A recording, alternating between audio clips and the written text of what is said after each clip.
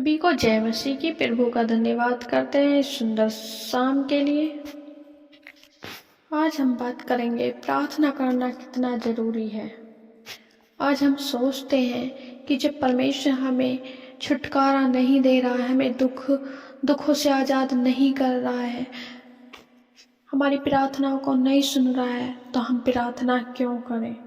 हम एक वचन पढ़ेंगे भजन से, उसकी 1 आयत से लेकर 5 आयत तक। मूर्ख ने अपने मन में कहा, कोई परमेश्वर है ही नहीं।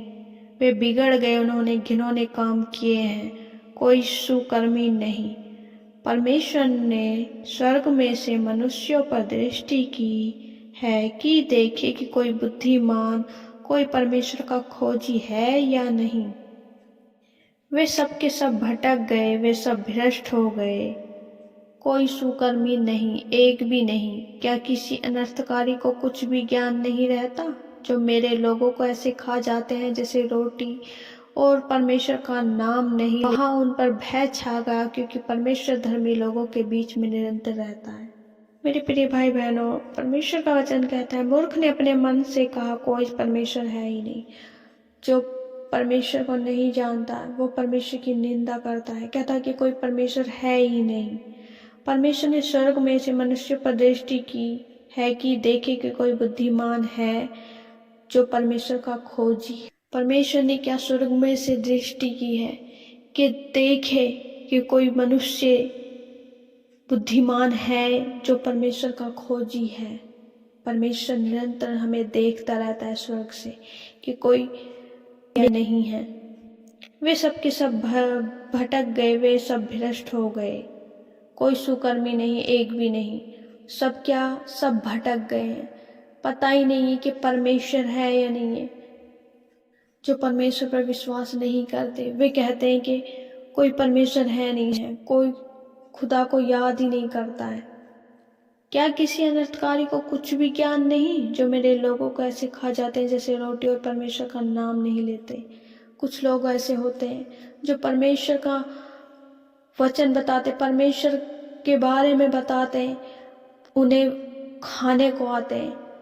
परमेश्वर का वचन कहता है, जो मेरे लोगों को ऐसे खा जाते हैं जैसे रोटी, और परमेश्वर का नाम नहीं लेते। परमेश्वर का नाम नहीं लेते, और जो बताता है कोई, उसको भी उसका उल्टा ले लेते हैं, उल्टा अर्थ लगा लेते हैं, क्योंकि वो जानते नहीं, वो ज्ञान नहीं है, वे बुद्धिमान नहीं है परमेश्वर की नजरों में।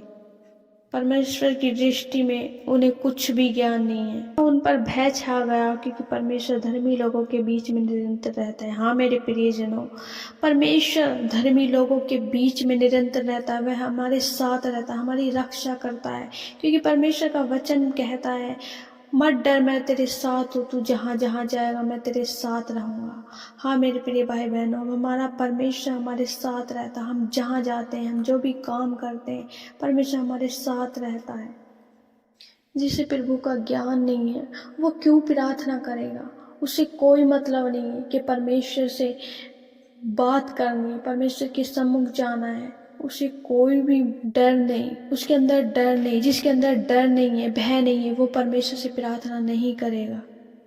जब कभी हम दुखों में आ जाते हैं तो कुछ लोग ऐसे होते हैं जो कहते हैं कि अब मैं प्रार्थना नहीं करूँगा, क्योंकि हमें परमेश्वर हमें उत्तर नहीं दे रहा, हमारे दुखों को दूर नहीं कर रहा, हमारी परेशानियों को दूर नहीं कर रहा। हाँ मेरे प्रिय भाई बहनों, हमें ऐसा नहीं करना। हमें नित्य परमेश्वर के सम्मुख रहना है, परमेश्वर से प्रार्थना करते रहना है, क्योंकि हमारा परमेश्वर हमें सही समय आने पर हमारे लिए सब काम करता है, हमारी प्रार्थनाओं का उत्तर देता है। जब हमारे मन में परमेश्वर का भय होता है तो हम प्रार्थना करते हैं। जब परमेश्वर का भय नहीं होता, जहाँ परमेश्वर का भय नहीं होता, जिन मनुष्यों में परमेश्वर का भय नहीं होता, वो प्रार्थना नहीं करते हैं। एक वचन और पढ़ते हैं, अय्यूब अध्याय 15 और उसकी 4 आयत। परंतु परमेश्वर का भय मानना छोड़ देता और परमेश्वर पर ध्यान लगाना और उसे छुड़ाता है। परमेश्वर पर ध्यान लगाना, परमेश्वर से प्रार्थना करना और उसे छुड़ाता है। वह हमें बुरी संगति से छुड़ाता है, वह हमें बंधनों से छुड़ाता है, वह हमें दुष्ट आत्माओं से छुड़ाता है, वह हमें हर एक प्रकार की नाना प्रकार की बीमारियों से छुड़ाता है।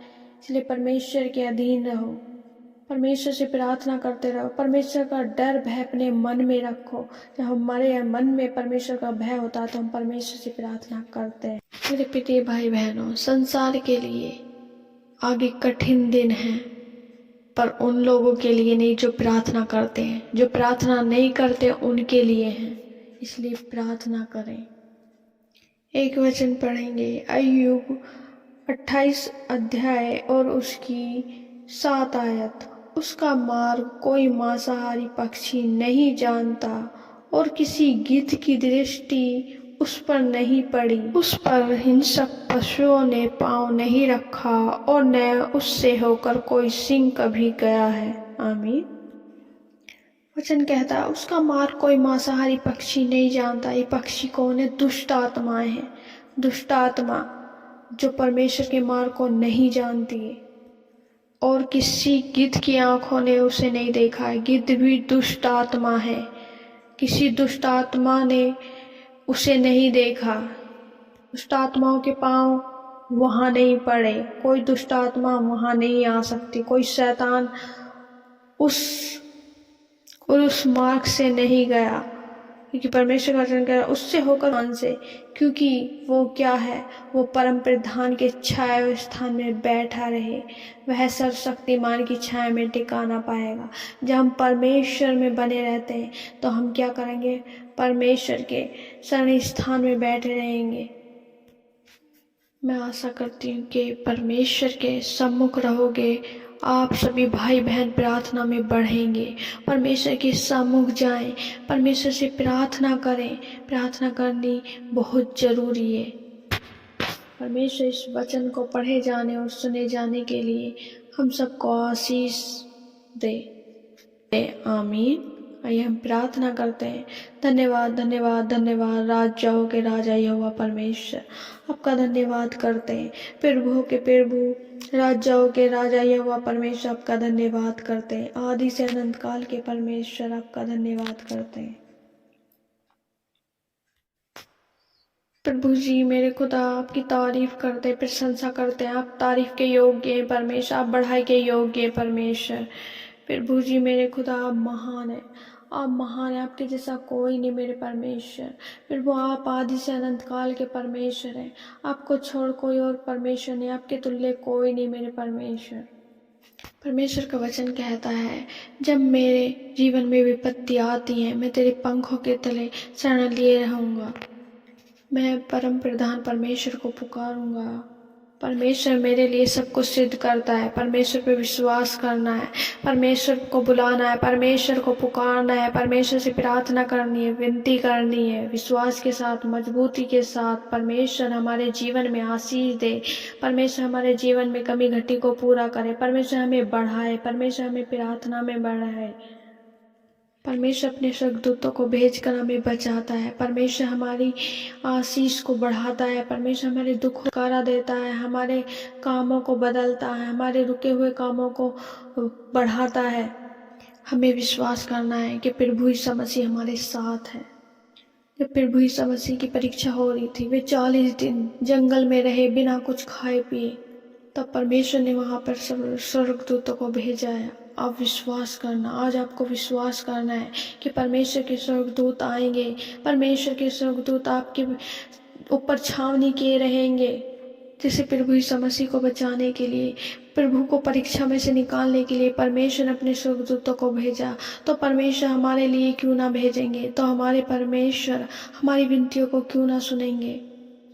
तो आज परमेश्वर के स्वर्गदूत आपको प्लेस करेंगे, आपको हर एक कमी घटी से निकालेंगे। आपको विश्वास करना है, परमेश्वर के स्वर्गदूत हमारे साथ हैं।